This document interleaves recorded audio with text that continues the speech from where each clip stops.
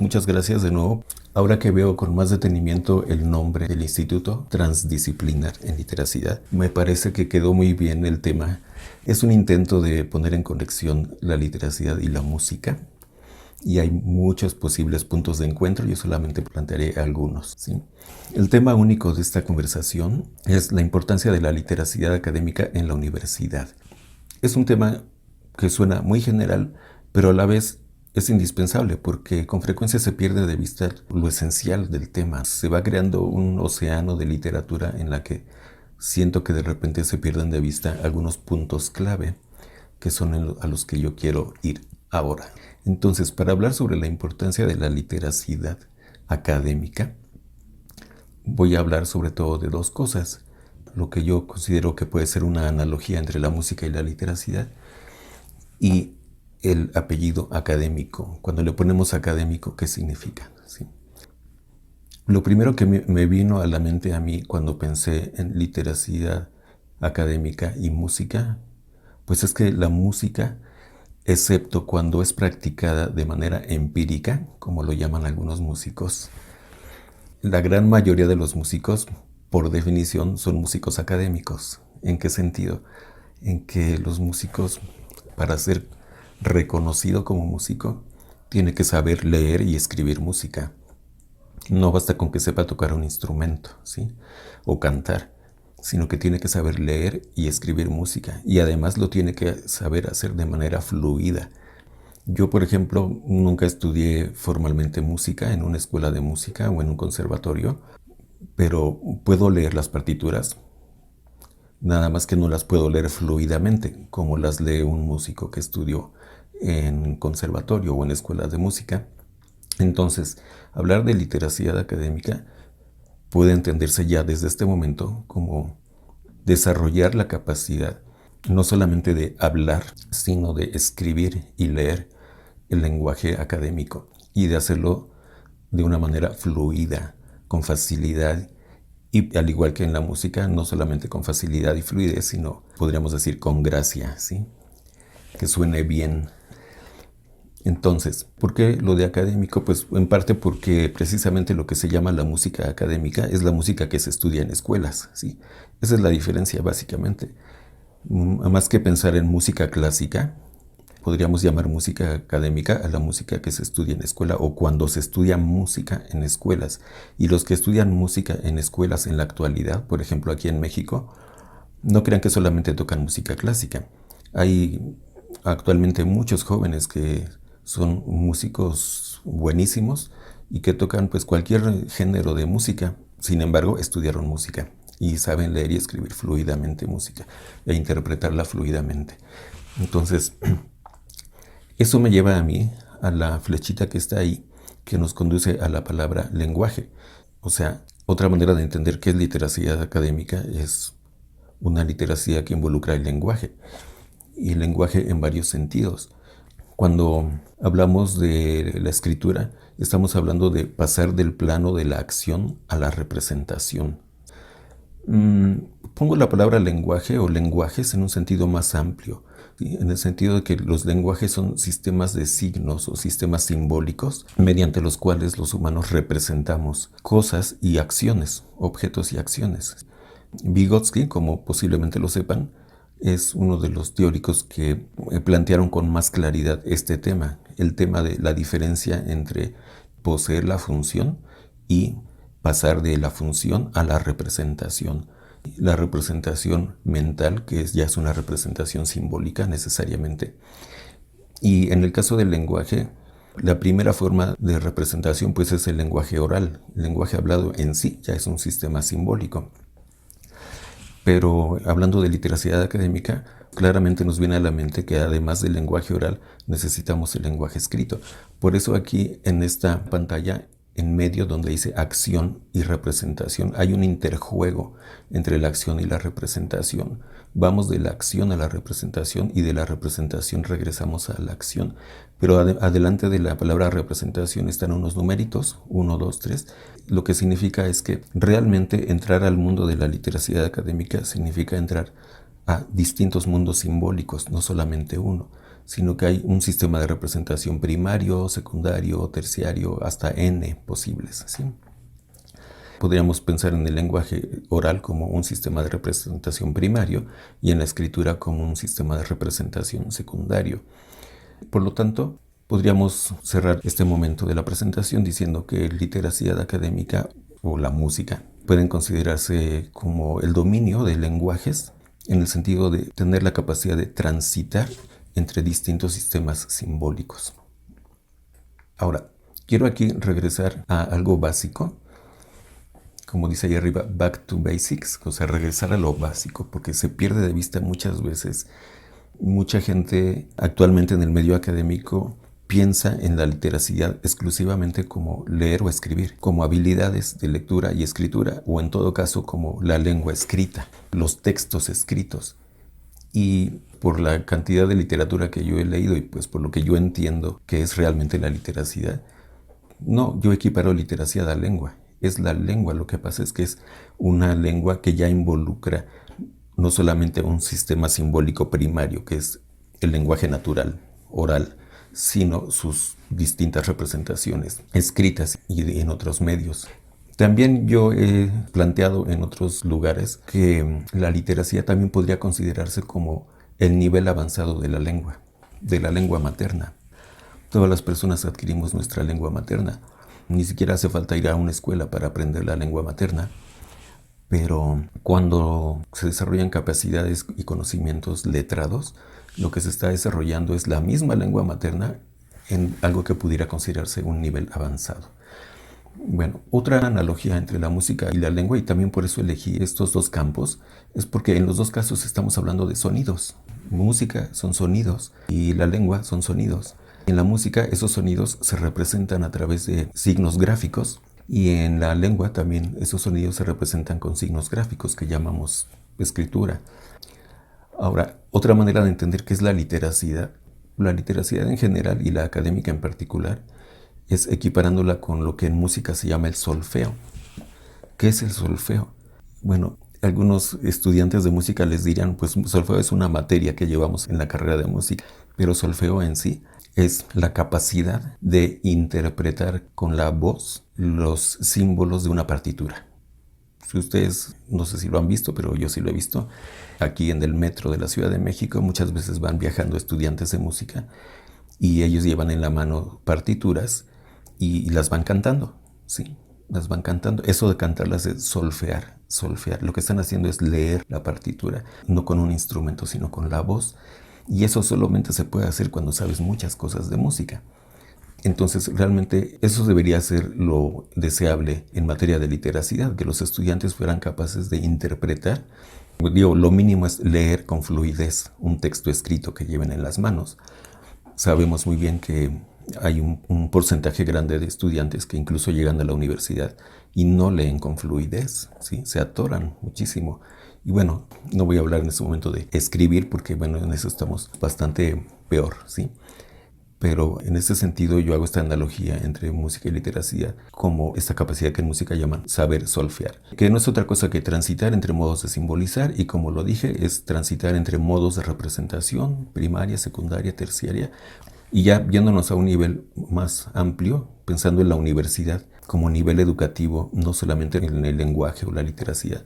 Estos modos de representación incluyen diversos lenguajes como la oralidad de la lengua natural, la escritura, el álgebra, la geometría, lenguajes de programación como el HTML, la notación musical, que es todo un lenguaje también escrito, y otros lenguajes en sí. Todos estos sistemas simbólicos, si no todos, varios de ellos, se espera que los estudiantes universitarios los adquieran y se muevan fluidamente en ellos.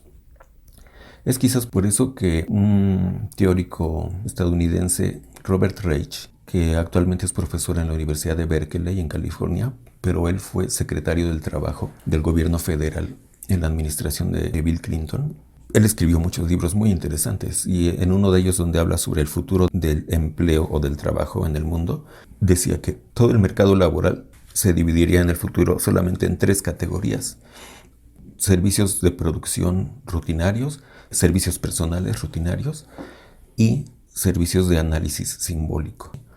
La diferencia entre análisis simbólico y los otros es que los otros requieren trabajadores adiestrados para realizar tareas mecánicas, rutinarias, repetitivas, bajo una fuerte supervisión, tareas que no son nada creativas. Mientras que el análisis simbólico es un tipo de actividad que implica manejar símbolos, trabajar con símbolos, que son todos esos lenguajes que puse ahí arriba, o algunos de esos. Y precisamente esa es la característica distintiva de lo que sería una educación universitaria, ¿sí? Es formarte en alguna forma de análisis simbólico, utilizando lenguajes como los que menciono ahí arriba, más lo que podríamos llamar los lenguajes de las disciplinas. Estos sistemas simbólicos lo que nos permiten es desarrollar un poder cognitivo, sirven para conocer, entender, para desarrollar la cognición, un poder creativo, porque nos permiten crear, y transformativo, porque nos permiten transformar. Igual que en la música, ¿sí? Si tú no sabes realmente el lenguaje musical, lo más que puedes hacer es repetir canciones que escuchas. Pero si quieres crear y transformar, necesitas adquirir lo que podríamos llamar literacidad musical. Ahora, ¿para qué queremos eso? Pues yo diría para tres cosas importantes. Uno, para arrojar luz y no oscuridad. Para controlar deliberadamente el pensamiento y la acción. Y para comprender, transformar y crear. Para eso sirve la literacidad en general y la académica en particular. Veamos estos ejemplos. ¿Qué quiero decir con arrojar luz y no oscuridad? Estos son dos fragmentos de escritos de estudiantes míos, muy recientes por cierto. Yo hice una pregunta en una actividad que hicimos en la clase que era ¿cuál es la conexión entre ideología, poder y sujeto? Esto era en una clase de licenciatura en comunicación, en una materia que se llamaba ideología, poder y estrategias discursivas. Entonces la pregunta ahí fue ¿cuál es la conexión entre ideología, poder y sujeto? Un estudiante escribió, el del lado derecho, la conexión se me es difícil explicar, pero a lo que tengo entendido es que la misma ideología es esta conexión entre la conciencia social del sujeto con sus conceptos materiales. Esto conecta con el poder cuando este es la forma de disciplinar esta ideología. Esta misma establece el orden social, el status quo, que esto mismo hace que el sujeto haga las acciones de los otros para que la misma ideología siga, etcétera. Bueno, si se dan cuenta, este texto es un desastre, tanto en lo sintáctico, en la redacción propiamente, como en lo conceptual. Es un embrollo total de los conceptos. No está arrojando ninguna luz, sino oscureciendo más todavía el tema. Pero además está escrito y redactado de una manera completamente embrollada, con muchos problemas de sintaxis. Si se dan cuenta, aquí no termina el párrafo, pero no puso ninguna división entre oraciones. Todo va de corrido, es una característica típica de la escritura problemática. No dividir el texto en oraciones delimitadas por punto y seguido. Ahora veamos este texto de la izquierda que dice lo siguiente. El poder es el orden y la estructura social, el status quo, régimen. La ideología es la narrativa justificadora del orden social y el sujeto está sujeto a esto. Esto nos dice que el sujeto no puede ser un sujeto sin tener ideología. Entonces, como yo lo leí los escritos de muchos estudiantes, en pocas palabras, así de cortito, conectó los tres conceptos que sabemos que en ciencias sociales son complejos, pero los conectó muy claramente con una redacción clarita, impecable, pero además con una claridad conceptual, pues que a mí me pareció excelente, ¿sí? Bueno, a eso me refiero en parte con que para qué queremos la literacia, pues para eso, para arrojar luz. No importa si estás hablando sobre los virus y las enfermedades o sobre el sujeto y las ciencias sociales o cualquier tema de cualquier disciplina, ¿sí? El lenguaje, su función primordial es arrojar luz en el pensamiento y luz en la comunicación. Pero sabemos que lo que ocurre frecuentemente es lo contrario.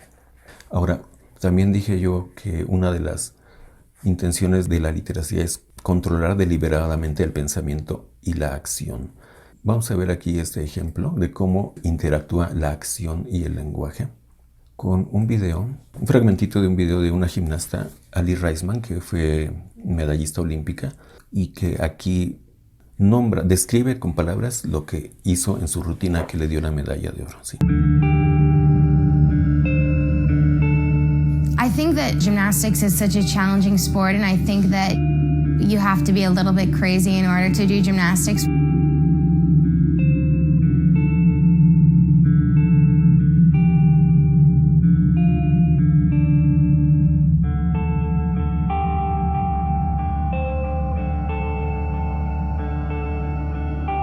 When I compete, when I hear the first opening of the music, I always think about the fact that I am the reigning floor Olympic champion, just because I think sometimes I struggle a little bit with being confident. So when I go up there, I just remind myself that no matter what happens, I've already won.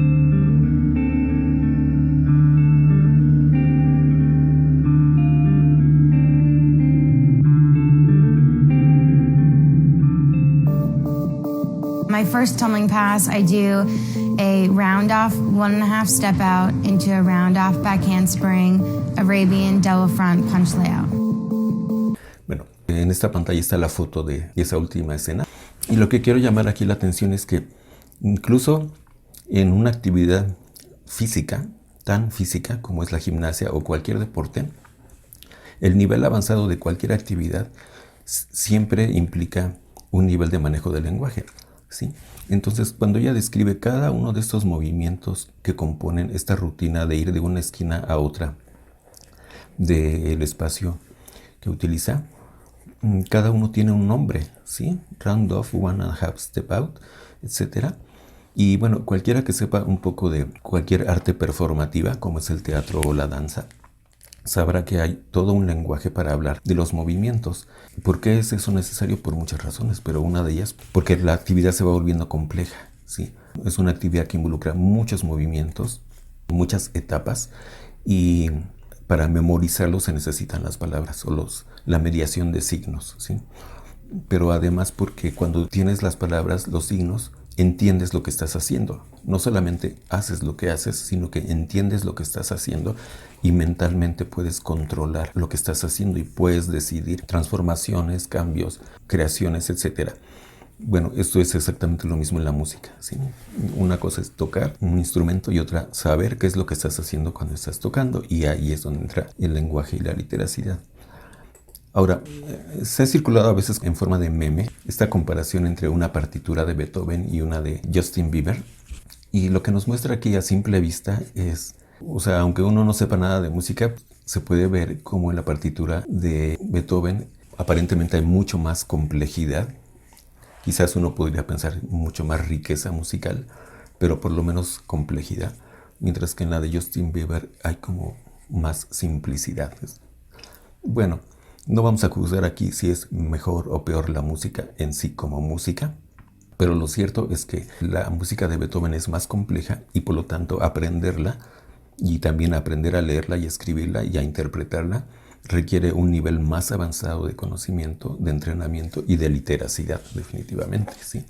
Por ejemplo, la partitura de la derecha uno la podría interpretar con un instrumento como una flauta, que solamente toca una nota cada vez. Mientras que la partitura de la izquierda tiene pentagramas paralelos, uno en clave de sol y uno en clave de fa, y uno sabe que tienes que estar tocando simultáneamente varias notas, y es mucho más complicado. Ahora, hay varias características que podríamos señalar de lo que significa realmente la literacidad académica, pero yo identifico estas tres importantes.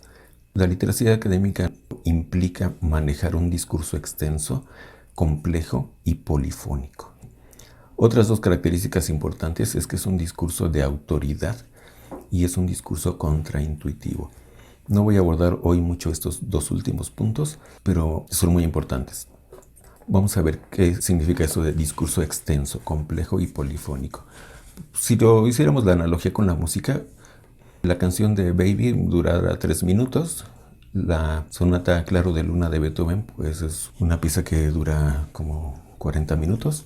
En cuanto a complejidad, tiene varios movimientos la sonata. Como ya dije, tiene 2 pentagramas, está en 2 claves. Es polifónica además. Aquí hay varios sonidos simultáneos, mientras que en la de Baby es un solo sonido cada vez. Y extenso significa, en el caso de la lengua, que se trata de leer o escribir textos utilizando una prosa extensa versus un lenguaje o prosa telegráfica. Esta palabra telegráfica se la escuché a una profesora de la UAM que entrevisté en una investigación que hicimos con muchos profesores, preguntándoles cómo describirían la escritura de los estudiantes, y una profesora muy acertadamente dijo, pues escriben telegráficamente, frasecitas cortas, y lo que se requiere es que hagan una prosa extensa. Segunda característica de la literacidad académica o del discurso académico es que es complejo. ¿Complejo en qué sentido? En que es multidimensional. Yo en lo personal identifico 3 dimensiones importantes que abordaré más adelante. Es multimodal porque puede ser oral o escrita y puede ser incluso en distintas lenguas. Perdón, pero el video que puse de Ali Reisman no tiene subtítulos en español, pero al mismo tiempo nos sirve para decir que la literacidad en un nivel avanzado también implica manejar varios idiomas. Y esta complejidad, sin embargo, se puede expresar de 2 modos, de un modo esquemático o de un modo ampliado, ¿sí? Y decía yo que es un discurso polifónico porque en la literacidad académica hay varias voces en juego, cuando está bien hecha. La voz del autor, el que escribe, la voz de la literatura que estás citando, refiriendo, son otros autores, y la voz de los sujetos, en el caso de las investigaciones, pues cuando haces entrevistas, ahí están hablando tus sujetos de investigación. Entonces tú tienes que coordinar o orquestar todas estas voces, ¿sí? Lo cual lo hace, además de polifónico, complejo ese discurso para muchos. Y lo segundo de lo polifónico es que es un discurso conversacional. Su contenido nos muestra la evolución y los debates históricos, ¿sí? O sea, realmente apropiarte de un discurso académico significa que tú entras en una conversación histórica dentro de la disciplina y las teorías que tú estás utilizando. Para explicar un poco más e ilustrar qué es eso de discurso complejo, aquí hago otra pantalla con una posible analogía. Miren, en la música hay 3 dimensiones importantes, 3 cosas que tú tienes que estudiar y saber. Cuando uno escucha música, la que sea, la música es un todo, no están separadas las cosas. Al mismo tiempo tú estás escuchando una melodía, una armonía y un ritmo, ¿sí? Y no están separados. La literacidad académica significa que tienes el conocimiento necesario para identificar por separado cosas que en la realidad están juntas. En la realidad están juntas la melodía, la armonía y la música, pero tú puedes identificar por separado y puedes producirlos por separado. Ahora, cada una de estas dimensiones tiene a su vez contenidos o conceptos importantes. En la melodía, pues por ejemplo, intervalos, escalas y modos. En la armonía, acordes, progresiones e inversiones. En el ritmo, pulso, tempo, acento y compás. Y muchos otros. Este es solo un esquema. Lo importante aquí es identificar que estas 3 dimensiones son indispensables. O sea, tú no puedes decir que sabes música, que estudiaste música o que aprendiste música si solamente sabes de ritmo y no sabes nada de melodía y de armonía, ¿sí? O imagínense, sería muy rara una escuela de música donde les enseñaran a los alumnos todo acerca de la armonía y nada acerca de melodía o de ritmo. Suena un poco ridículo, a mí me suena. Sin embargo, es lo que suele pasar con la lengua. Entonces pasamos aquí al lado derecho, porque la lengua, igual cuando uno habla o cuando uno escribe o cuando uno lee algo o escucha lo que alguien más está diciendo, al mismo tiempo está uno escuchando o leyendo una lengua propiamente, como en este momento estoy hablando la lengua española, que tiene un léxico, una sintaxis, un estilo, etc. Al mismo tiempo es un texto, como en este caso pues es una exposición o una presentación o una conferencia que tiene ciertos fines, ciertas formas y ciertas estructuras. Y al mismo tiempo es un discurso que tiene que ver con cierto campo temático o campo disciplinar. Por ejemplo, aquí estamos en el campo de la literacidad o los estudios transdisciplinares de la literacidad. Ese es nuestro campo. Y dentro de ese campo hay teorías, ¿sí? Las teorías sobre la lectura, sobre la escritura, sobre los nuevos estudios de literacidad, etcétera, etcétera. Y dentro de las teorías pues hay conceptos, ¿sí? Entonces, lo importante aquí son dos cosas. Uno, que cualquier campo de estudios, cualquier disciplina, involucra una complejidad interna. Esa complejidad significa que está compuesto por distintas dimensiones que a su vez tienen elementos.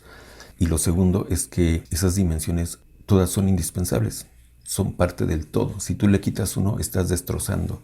Decía yo que sería como raro que en una escuela a uno le enseñaran solo un aspecto y no los otros, pero eso sí pasa con la lengua. Eso es lo típico que pasa cuando hacen reformas educativas, en donde dicen, ahora este sexenio el enfoque es comunicativo funcional, y entonces se clavan totalmente en la dimensión del texto, las funciones y los fines del texto, textuales, y quitan la lengua, ¿sí? Entonces ya no vamos a enseñar para nada gramática, ni la estructura de la oración, ni nada. Ahora todo es puro texto. O cuando dicen, no, ahora ya es por prácticas sociales de la lengua, y entonces ya nos olvidamos de los textos y sus estructuras. Y lo demás, bueno, es la cosa más patética que yo he visto, pero así pasa, y eso explica por qué tenemos la situación que tenemos en nuestro país en este aspecto. Ahora, dentro de esa complejidad, vamos a agarrar solamente una dimensión de la música, el ritmo, ¿sí? De las tres que son melodía, armonía y ritmo, vamos a ver cómo esta dimensión solita, si la vemos por separado, tiene su complejidad interna, lo cual significa que tiene sus conceptos internos. Y miren, les voy a decir aquí que cuando hablamos de ritmo, una cosa es como la gente, en el sentido como lo entiende, no es que esté totalmente equivocado, solamente es que es parcial. La gente dice que una música tiene ritmo o que tiene buen ritmo porque le produce una sensación de querer mover el cuerpo o los pies o algo. Bueno, pero ¿qué es ese ritmo? Ese ritmo realmente está formado por varias cosas simultáneamente, y que alguien que no sabe música es muy difícil que las vea o que las escuche, ¿sí? Esas cosas de las que se compone el ritmo son el pulso, el tempo, el acento y el compás. El pulso es como el latido de la pieza, de la canción, ¿sí? Que es exactamente lo mismo que el ritmo cardíaco. Es como un latido del corazón. Cualquier pieza que ustedes escuchen va a tener un pulso que tiene una velocidad determinada. Por ejemplo, puede tener 60 latidos por minuto, o pueden ser 120 latidos por minuto. Por ejemplo, cuando estamos muy agitados porque hicimos ejercicio, el ritmo cardíaco sube. Bueno, en música, la velocidad del pulso se llama tempo, y ese tempo se indica en la partitura con este simbolito. Es una notita negra con un signo igual y un número. Por ejemplo, este significa que el tempo en esta pieza son 60 pulsos por minuto. O la otra son 120 pulsos, ¿sí? Otra manera de indicarlo en la partitura es con las palabras alegro, andante, lento, etc., que no son tan exactas como el número, pero dan idea, ¿sí? Ahora, el acento. Una cosa es que tengas un pulso, como este, por ejemplo, y otra cosa que tú dividas esos pulsos marcando un acento. Por ejemplo, que uno lo hagas más fuerte que el otro, ¿sí? Cuando agrupas esos pulsos en grupitos de 2, 3, 4 o más y le pones acento a uno, eso se llama compás. Un compás es un patrón con un pulso acentuado y pulsos no acentuados.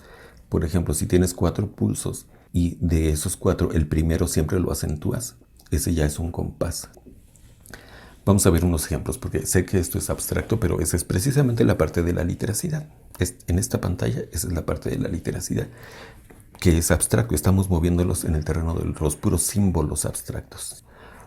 Ahora vamos a ver algo no abstracto. No sé si lo notaron y lo sintieron, pero claramente hay un pulso marcado que le hace a uno mover el pie o el hombro. Ajá, ese es el pulso que se está marcando, pero además en esta canción está dividido en dos claramente, tan, así. Ahora vamos a ver uno de 3 pulsos. Bueno, en esta canción el ritmo o compás es de 3/4. Se usa algo que se llama tresillos o tríadas, y está dividido el ritmo en 3 pulsos, que en este caso el primer pulso es el que marca el bajo, la nota grave en el piano, ¿sí? Ahora vamos a ver uno en donde la música se divide en 4 tiempos.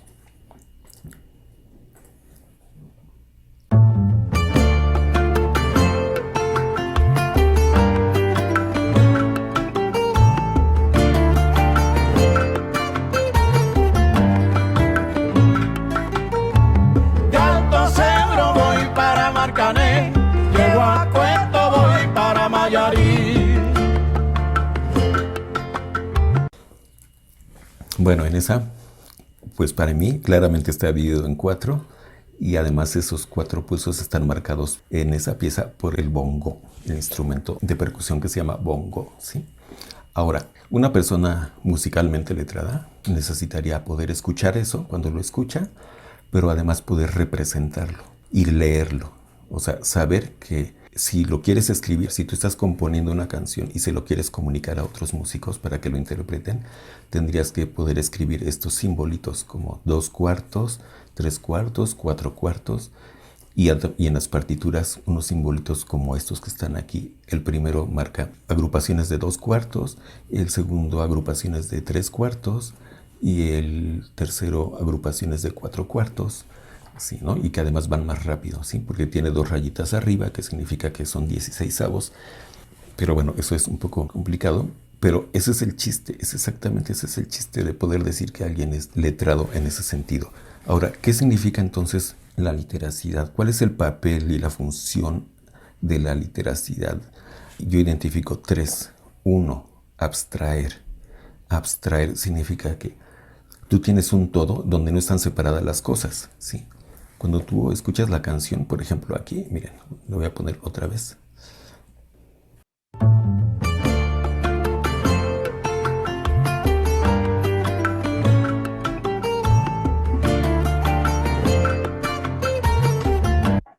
Bueno, ahí al mismo tiempo estás escuchando la melodía que está haciendo el instrumento de cuerdas, la armonía que están haciendo entre el contrabajo y el piano, y el ritmo que se está haciendo con todos los instrumentos, ¿sí? Pero en especial con los bongos, ¿sí?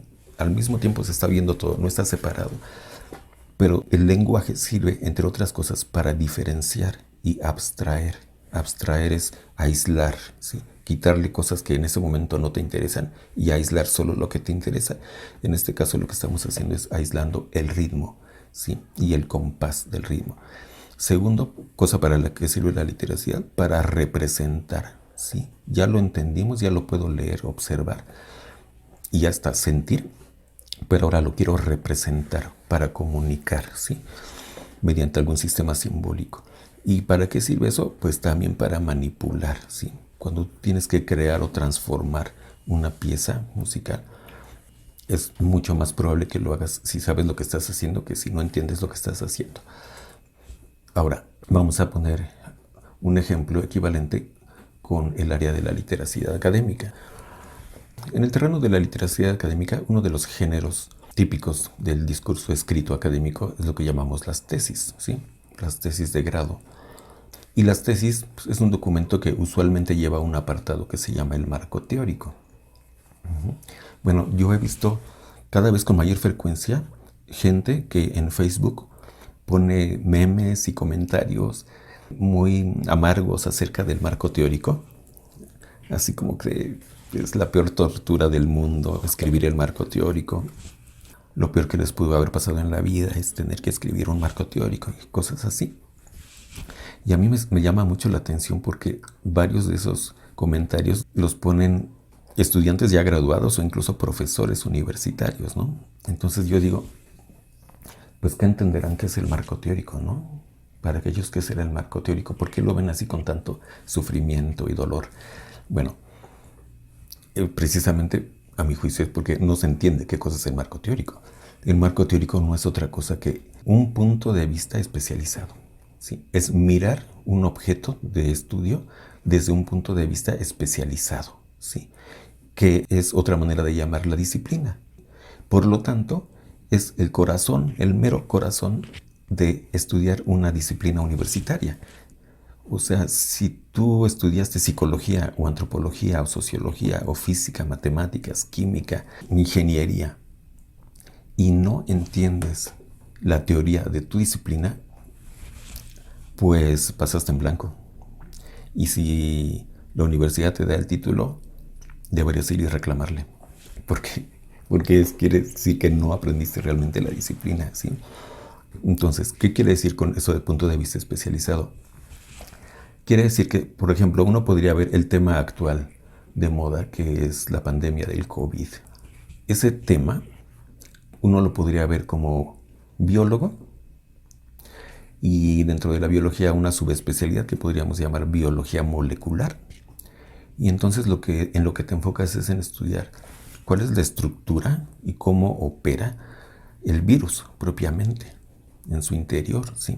Cuál es la composición bioquímica del virus, ¿sí? Cómo interactúa con la bioquímica del cuerpo y de las células humanas.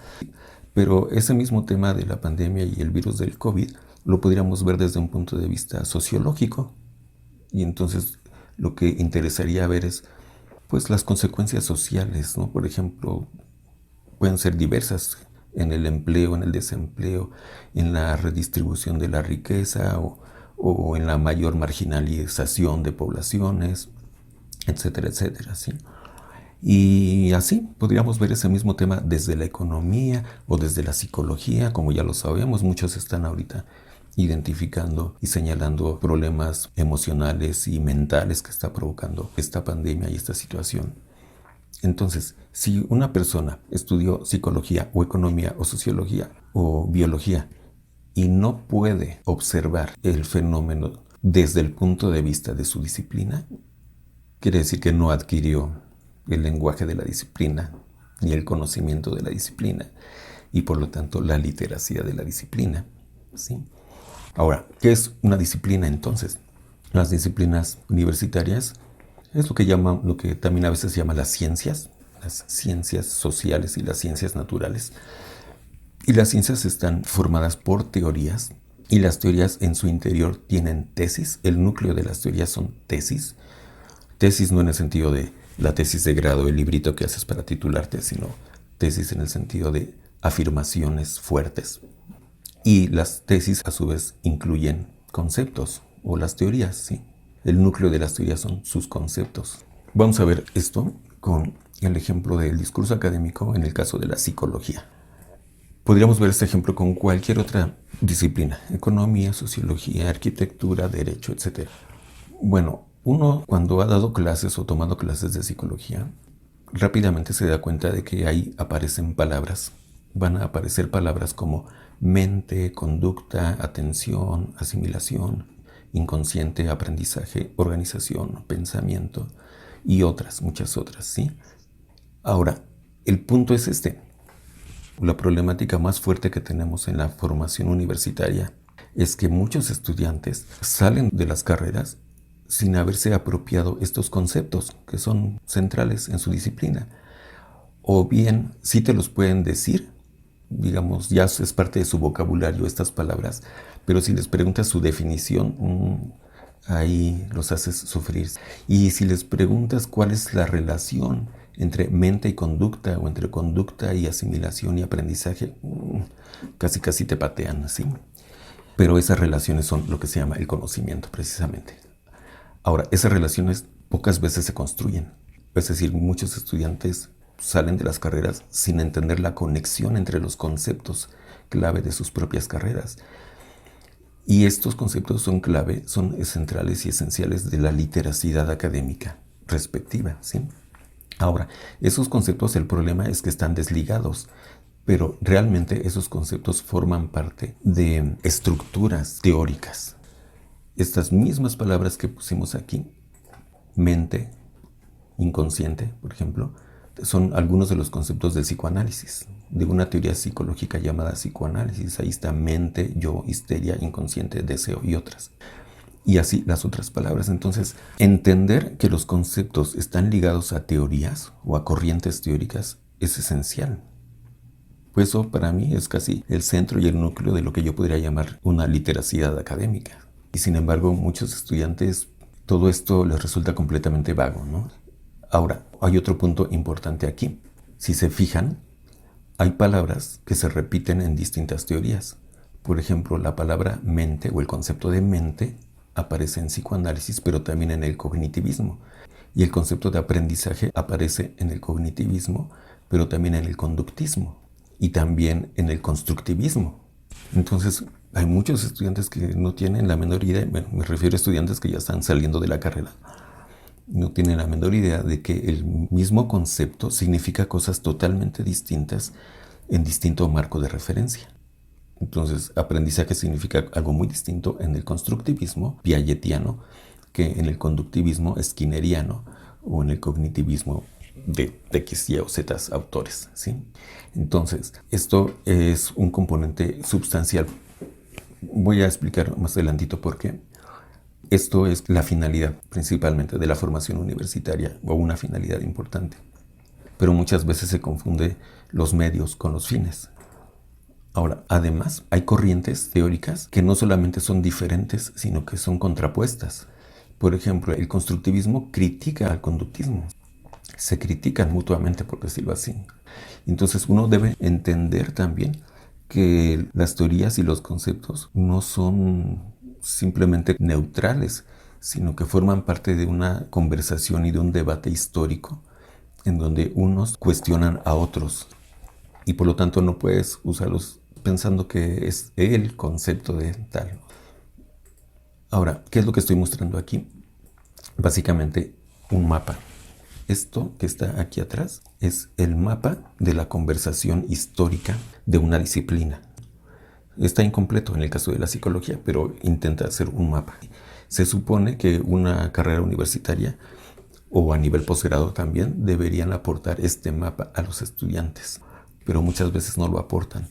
A veces está contenido implícitamente en el currículum, en el plan de estudios, pero como ese plan de estudios lo hicieron entre muchas personas, cada quien hizo su pedacito, así como los alumnos hacen trabajos por equipo, realmente no está nada claro las conexiones entre unas y otras cosas. ¿Y esto qué tiene que ver con lo que entendemos por literacidad? Pues dos cosas, ¿no? Primero, esto es substancial a adquirir una literacidad académica. Sin embargo, esto no se enseña en los cursos de lectura y redacción. Bueno, los cursos de lectura y redacción, ni siquiera los más bien intencionados y los más actualizados como los que están ahorita desarrollándose en muchas instituciones, a la luz de los centros de escritura o incluso a la luz de los nuevos estudios de literacidad. No enseñan esto. Son cursos de primer semestre donde dan básicamente técnicas de redacción, estructuras de los textos, a veces un poco de sintaxis, pero no enseñan para nada a entender el mapa de la conversación histórica de la carrera. ¿Y por qué esto es esencial? Porque convertirte en una persona letrada a nivel universitario significa entrar a la conversación, saber de qué es lo que estás hablando. Y para eso necesitas saber que tus teorías y conceptos que estudiaste en la carrera son parte de una historia de esa disciplina que tiene autores y tiene conceptos y tiene discusiones y debates históricos que si uno lo ve como en este mapa tampoco es una cosa hiper complicada del otro mundo. Ahora, noticia de última hora. Bueno, esa era la manera de entender las cosas hasta hace un minuto, pero estamos ya en un momento en donde las disciplinas están pasando a mejor vida, porque ahora, como se llama el instituto que está convocando esta conferencia, Instituto Transdisciplinar de Literacidad, ya en todos lados, en todo el mundo, se está hablando de transdisciplina, multidisciplina, interdisciplina. Y aunque en nuestras universidades solamente se habla y se pone en los títulos, no puedo decir nada sobre el de la Universidad de Guadalajara. Pienso que ahí sí lo están haciendo, pero en muchas otras instituciones que yo conozco solamente está en los títulos. Es puro membrete hablar de transdisciplina, pero en otras partes del mundo lo están haciendo. ¿Qué significa?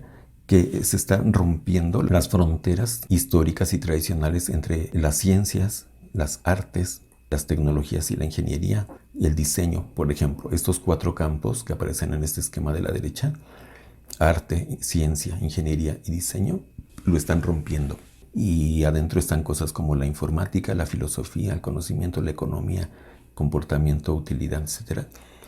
La cultura y la naturaleza, ¿sí? Esa es la tendencia actual y no es pura teoría. Es precisamente lo que está pasando ahorita y que está dando paso a lo que llaman algunos la cuarta revolución industrial. Que tan no es teoría que eso se está aplicando ahorita en las vacunas famosas que bueno, pues están en fase experimental a nivel de toda la humanidad, pero estas vacunas que se están haciendo para el COVID están aplicando esto. Están combinando informática con biología molecular, genética, ingeniería, prácticamente. Todas las ramas y disciplinas están convergiendo para desarrollar un producto, que en este caso es una sustancia para inyectarle a la gente, que es el ARN mensajero, famoso, de unas de las vacunas que están ahorita aplicándose. Pues ARN no es otra cosa que es un pedazo de programa informático. Es la forma que en el cuerpo biológico toma el software, eso que llamamos ADN, un pedacito del ADN, le quitas una cadenita, queda la otra mitad, esa mitad se llama ARN, y a esa mitad le cortas un pedacito, y lo que básicamente estás haciendo es cortar un pedacito de programa informático y utilizándolo dentro de un medio biológico. Pero bueno, eso solamente lo apunto aquí para no pensar que todavía estamos en el terreno de entender las disciplinas, pero sí lo señalo porque imagínense si nuestros estudiantes y egresados están saliendo, muchos, no todos, pero bastante perdidos en entender la estructura de una disciplina. Ahora imagínense para entender qué es esto de...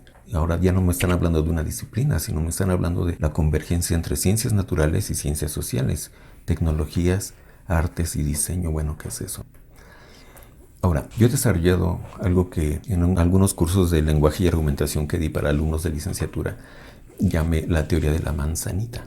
Porque yo quería dejarles muy claro a los estudiantes que los textos, aunque superficialmente parecen cosas muy distintas, en la superficie, si te vas al núcleo, al centro, realmente son casi lo mismo. Entonces, uno puede ver los textos y el lenguaje y el discurso en un nivel superficial o en un nivel profundo. Lo tradicional en las clases de español, en educación básica, o sea, en la primaria, en la secundaria, en la prepa, y también en muchos cursos de lenguaje, de lectura y redacción en la universidad, es irse al nivel superficial de los textos. ¿Qué es lo superficial? Lo que yo llamaría la apariencia sintáctica. ¿Qué es lo profundo? Lo que yo llamaría el núcleo semántico. En el nivel superficial lo que se observa y a lo que se le pone la atención es a la estructura gramatical y textual. Por ejemplo, si el texto es descriptivo, narrativo o argumentativo. Mientras que a nivel profundo, a lo que uno le pone la atención o debería ponérsela es al nivel discursivo y conceptual. ¿Sí? ¿De qué se está hablando? ¿Cuál es el tema fundamental para la humanidad del que se está hablando y cómo se está conceptualizando ese tema? ¿Cuáles son los debates históricos al interior de las ciencias naturales o al interior de las ciencias sociales? Y en esto no hay diferencia, ¿eh? Muchos creerían que los debates solamente están en las ciencias sociales, pero no. En las ciencias naturales, de hecho, han avanzado más que las sociales, aparentemente, porque han sido más fuertes y más claros y explícitos los debates. Por ejemplo, el famoso debate entre Einstein y Niels Bohr. Einstein creía que, como él lo decía, Dios no juega a los dados, no existe el azar y las cosas existen independientemente de que las estemos mirando o no. Él decía, la luna existe aunque yo no la esté mirando. ¿Sí? ¿Qué es lo que dijo Niels Bohr? No, pensábamos eso, pero no es así. Las cosas existen cuando las miras. Bueno, obviamente causaron alarma a un personaje como Einstein, pero ese debate está ya resuelto y en eso, pese a su genialidad, lo perdió Einstein. Ya lo comprobaron miles y miles de veces que la materia es dual, es al mismo tiempo partícula y onda, y que solamente puedes saber qué es en el momento en que lo miras. Ahora, viendo el esquema, la imagen de las manzanas, yo le puse aquí, en el nivel superficial, o sea, en el nivel de la piel, en la piel de la manzana, sería como mirar lo que se llama el formato APA o las normas APA. Y lo pongo aquí intencionalmente porque he visto a muchos profesores universitarios y gente involucrada en el tema de la literacidad, que eso es lo que ve. Eso es lo que ve. Para ellos, literacidad académica significa saber citar, poner citas y referencias utilizando las normas APA o utilizar el formato APA de cómo estructurar un documento académico, ¿sí? Entonces ponerle introducción, métodos, resultados y conclusiones. Bueno, eso es lo superficial. No digo que no importa, más adelante voy a clarificar más eso, pero Ese es el nivel superficial, es lo que es la cascarita de la manzana. Pero si te vas a lo profundo, al centro, al núcleo, a la semilla, lo que está adentro realmente es la tesis. En un texto académico, uno tiene que preguntarse cuál es la tesis de este autor, ¿sí? ¿Qué es lo que está sosteniendo? ¿Cuál es la idea que está sosteniendo? ¿Sí? Por ejemplo, Einstein decía, tesis, la realidad existe independientemente del sujeto que la observa. Niels Bohr decía, la realidad existe cuando la observa el sujeto, o no es independiente del observador. Y luego, ¿cuáles son las razones que dan cada uno para fundamentar su tesis? ¿Y cuáles son las evidencias que dan para fundamentar esa tesis y esas razones? Ese es el núcleo del discurso académico. Ese es el núcleo de la literacia académica universitaria. Pero yo digo que se pierde de vista. Muchos confunden y creen que los medios y lo superficial, la forma superficial, es el núcleo. Y solamente enfocan en eso. No digo que no sea parte de. Bueno, voy a plantear aquí otros análogos, otros puntos de analogía que yo identifico entre música y literacidad. Una muy elemental, bueno, la música tiene notas, las notas musicales, la literacidad o la lengua tiene signos. En el caso del lenguaje o la literacidad, esos signos pues son primero los signos lingüísticos y después los signos escritos que representan a los lingüísticos, pero a su vez esos signos lingüísticos se pueden dividir en forma y contenido, o lo que Saussure llamó significante y significado. Y el significante lo podemos dividir en, pues, enunciado, palabra, sílaba, fonema. Fonema es la unidad mínima de sonido del lenguaje hablado. Y para cada uno de esos hay una representación escrita. Las letras o grafías representan a los fonemas. En fin, o sea, hay signos, ¿no? Hay notas que se articulan. Ambos son lenguajes articulados, sistemas de signos articulados. Articulado significa que con unas piececitas chiquitas las juntas y formas unas más grandecitas, y esas más grandecitas las juntas y formas otras más grandecitas. En el caso de la lengua, las que yo identifico como las escalas de esa articulación, pues son las letras o grafías que forman, depende si lo vemos a nivel de significante o de significado, pero a nivel de significante pues forman sílabas, a nivel de significado forman morfemas, y después con los morfemas se forman palabras, y con las palabras formamos sintagmas que pueden ser frases o pueden ser oraciones, y las oraciones tienen sujeto y predicado, y las oraciones las juntamos y podemos formar párrafos, y los párrafos son parte de textos, y los textos son partes de discursos, etcétera, etcétera, ¿sí? Ahora, en la música hay algo que se llama los licks. Los licks literalmente son frases hechas. Y muchos músicos de rock y de muchos otros géneros usan muchas frases hechas. Les llaman licks. Entonces, cualquiera que se haya metido un poquito al ámbito musical se va a dar cuenta que muchos que dan clases de música te dicen, apréndete estos 50 licks. O sea, amplía tu vocabulario. Cuando te dicen amplía tu vocabulario, no te están diciendo solamente apréndete las notas. Apréndete frases hechas, que son licks. En el lenguaje en general, lenguaje académico o no académico, hay muchas frases hechas que ya existen. Pero en el lenguaje académico hay todo un conjunto de frases hechas muy particulares que son propias del lenguaje académico. Los autores que mejor han desarrollado esta idea son los autores de este libro que se llama They Say, I Say, que entre otras cosas, miren, les pongo aquí un ejemplito de ese libro. Aquí en este párrafo de la izquierda ponen como esta plantilla que tiene estas frases. En discusiones recientes acerca de, luego, un tema controvertido ha sido tal. Por un lado, unos argumentan que tal cosa. Desde esta perspectiva, tal cosa. Por otro lado, sin embargo, otros argumentan que tal cosa. En las palabras de uno de sus proponentes principales, tal cosa. De acuerdo con este punto de vista, tal cosa. En suma, entonces, la cuestión es si tal o tal cosa. Y luego, mi propio punto de vista es que tal cosa. Bueno, todas esas frases escritas aquí son frases hechas, que muchos estudiantes no conocen y no usan, y muchas veces no se les enseñan, porque la atención está puesta o en la práctica social así grandota en abstracto, o en la gramática de la oración. Bueno, otro punto de analogía entre la música y la literacia son los géneros. Obviamente en música hay géneros como el rock, blues, jazz, etc. Y en la literacia hay géneros que yo primero los divido en algo que llamo ecologías, como géneros o textos periodísticos, literarios, académicos, jurídicos, así. Y dentro de cada uno de esos ámbitos hay géneros. Por ejemplo, en los periodísticos pues hay géneros informativos y géneros de opinión, y dentro de los informativos pues está la nota informativa, el reportaje, la entrevista, la crónica, ¿sí? Y en los de opinión pues está el artículo de opinión, la columna, el editorial, etc.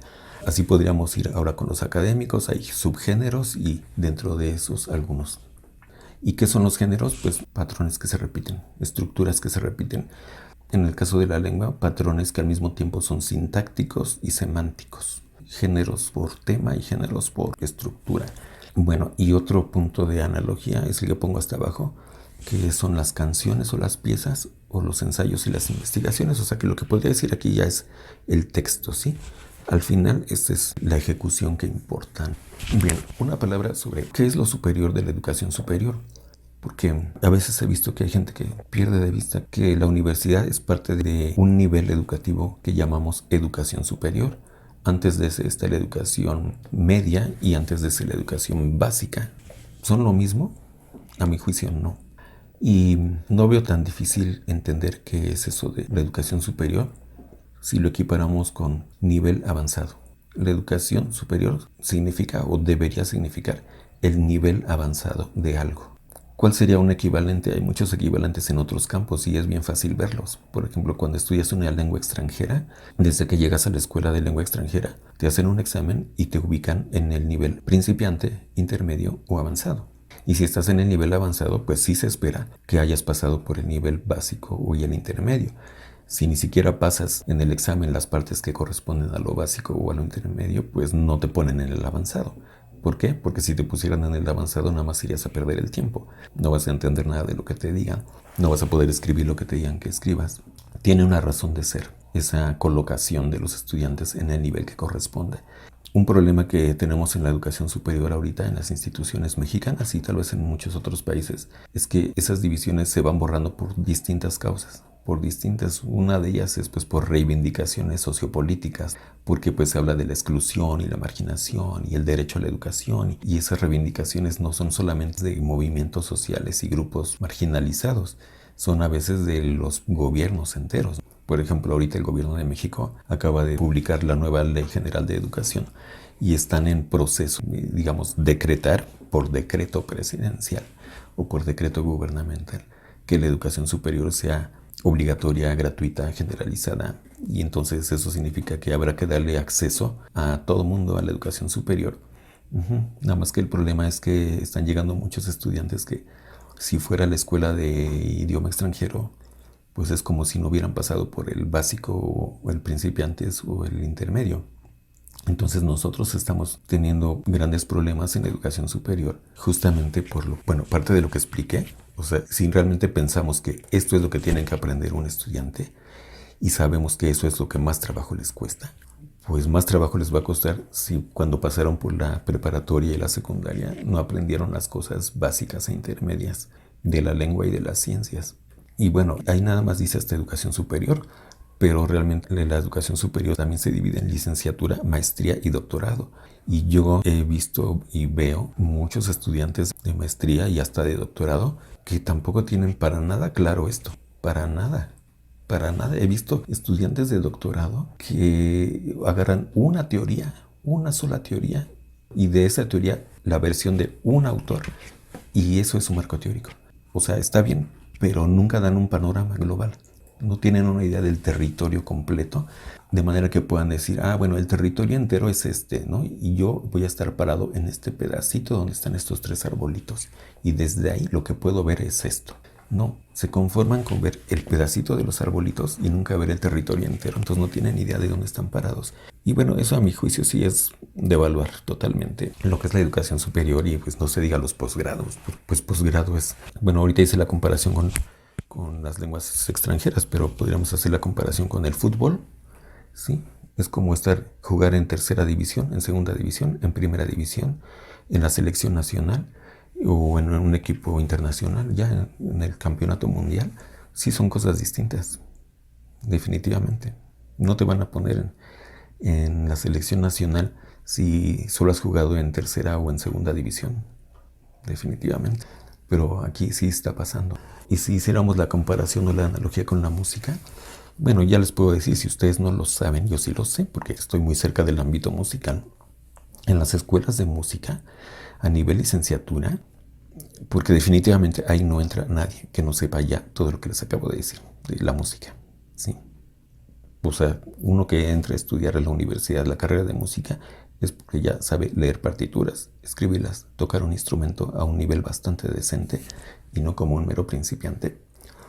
Y bueno, podría ser el otro extremo, pero digamos que en un sentido objetivo, eso es lo que se esperaría de algo que se llame superior. Bueno, para ir cerrando y recapitulando, lo que aquí he llamado literacidad y música académicas es lo mismo que la educación superior, en 3 sentidos. 1, en el nivel de dominio, 2, en los aspectos de ese dominio y 3, en lo esencial. En el nivel del dominio, pues hay que reconocer la diferencia entre principiante, intermedio y avanzado. Y la educación superior o la literacidad académica se refiere al nivel avanzado en el manejo de la lengua. Y dentro de ese nivel avanzado hay uno todavía más avanzado que sería el posgrado.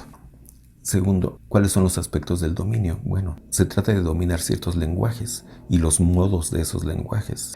Por ejemplo, en el caso de la lengua, pues la lengua española, que tiene modo oral y modo escrito, y hay otros modos de representación de la lengua también, como los lenguajes de programación, pero mínimo la escritura alfabética y la lengua oral. Ahora, en el caso de la música, he dicho que la música tiene 3 aspectos principales que hay que dominar para poder decir que uno es musicalmente letrado, que son la melodía, la armonía y el ritmo. En el caso de la lengua, yo identifico estas 3 dimensiones: lenguaje, texto y discurso. Y 3, ¿qué es lo esencial de la literacidad académica? Pues yo diría que es manejar a la vez la forma y el contenido. Es decir, ubicarte en el territorio, pensar y hablar desde ahí y hacerlo bien.